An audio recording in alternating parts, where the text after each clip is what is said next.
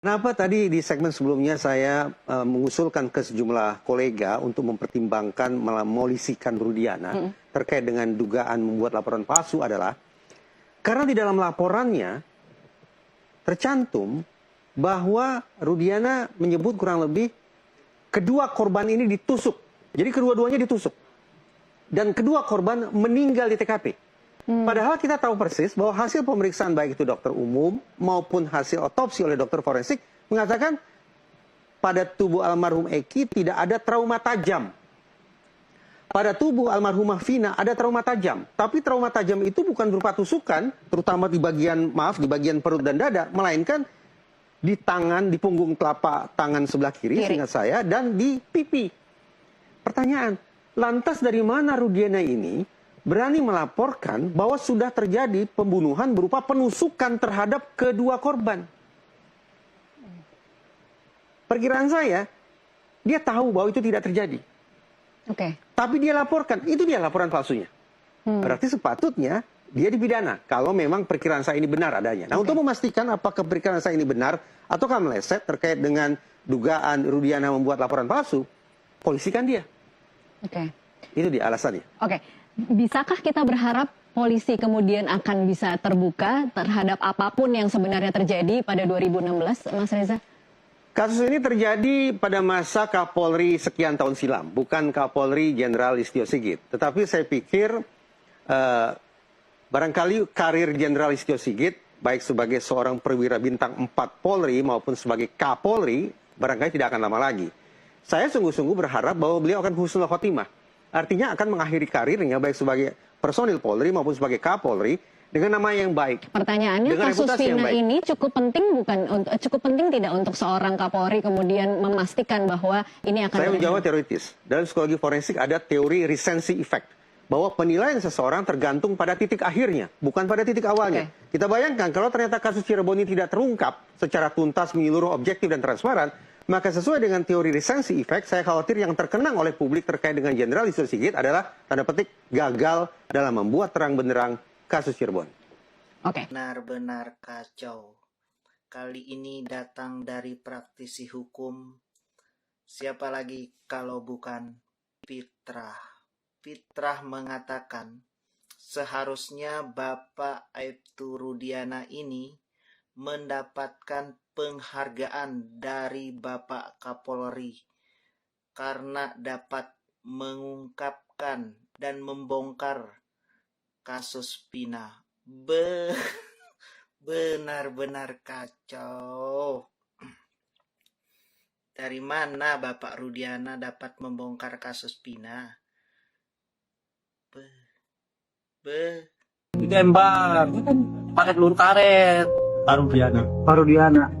Kalau gugun ngapain? Nyetrum, balsem, mukul, injak-injak. Kalau Arif Papua sama, mukulin. Emang apa mukulan untuk apa benar disiksa, Pak? Tidak ada, Pak. Ada itu katanya disiksa, digoreng atau di apa? Saya menyerahkan ke reskrim, posisi masih utuh dan kami foto, Pak. Ada dokumentasinya. Bisa saya proses. Para pelakunya ini loh. Para pelaku benar disiksa makanya mau ngaku. Tidak ada. Tidak ada. Membuat fitnah di tengah-tengah masyarakat, maka per hari ini resmi kami somasi terbuka Saudara Dede.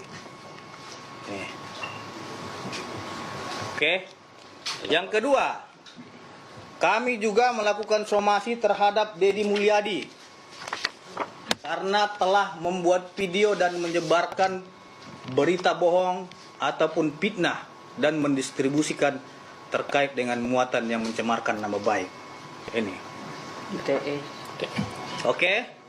Terus yang ketiga, somasi terbuka kami ya kepada Saudara Liga Akbar Cahaya. Per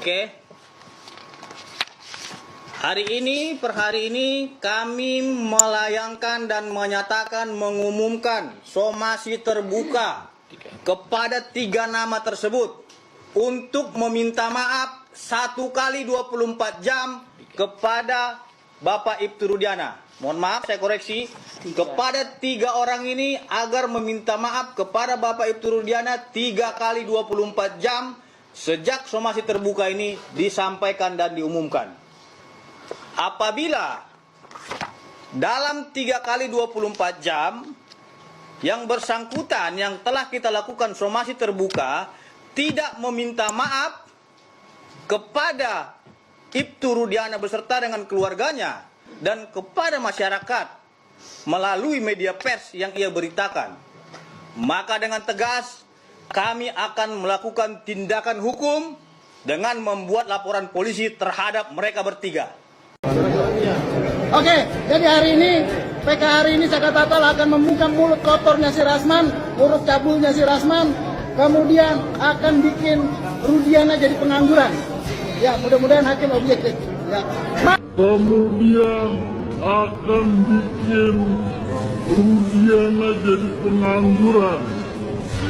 Ya, mudah-mudahan hakim objektif. Ya.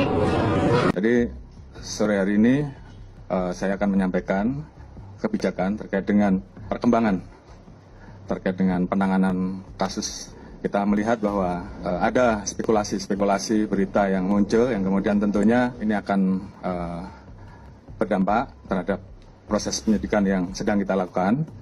Oleh karena itu, malam hari ini kita putuskan untuk sementara jabatannya dinonaktifkan. Hari ini kami di Bareskrim Mabes Polri telah melaporkan resmi tentang dugaan pelanggaran etika di Propam dan Bareskrim ya untuk keterangan palsunya dan kesewenang penyalahgunaan jabatan yang dilakukan oleh oknum polisi yang mana mengakibatkan terjadinya pelanggaran hak asasi manusia terhadap klien kami. Gimana ini laporannya Pak ya? Jadi hari ini telak ya sudah kita diterima Di Propam ya. oleh orang yang menyalahgunakan jabatannya secara keji, kejam, dan luar biasa. Penyiksaan terhadap anak bangsa Indonesia oleh oknum penyidik sebelumnya. Yang memeriksa ini sekaligus bapaknya korban. Kalau dia bapaknya korban, dia harus komentar tuh. Ya, kemudian hari ini kita sudah laporkan dan sudah diterima oleh Propam. Ya, kita lihat dari beberapa video tadi, ya termasuk dari penguasa hukumnya Ibtu Rudiana ya, juga menyerang balik teman-teman ya, melaporkan tentunya Deddy Mulyadi, Dede, dan Lingga Cahaya. Dan juga dari semua pakar menyatakan untuk kasus ini jelas banget ya, sudah diduga telah membuat laporan palsu dalam kasus ini. Nah, tadi kita telah lihat juga teman-teman ya, beberapa saksi juga yang telah mengajukan PK terhadap Dede dan Lingga Cahaya. Nah, ini kita tidak tahu nih yang mana nih yang benar, mana nih yang salah ya, kita nggak tahu juga nih teman-teman.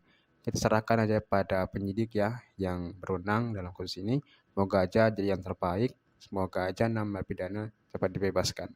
Oke, assalamualaikum warahmatullahi wabarakatuh.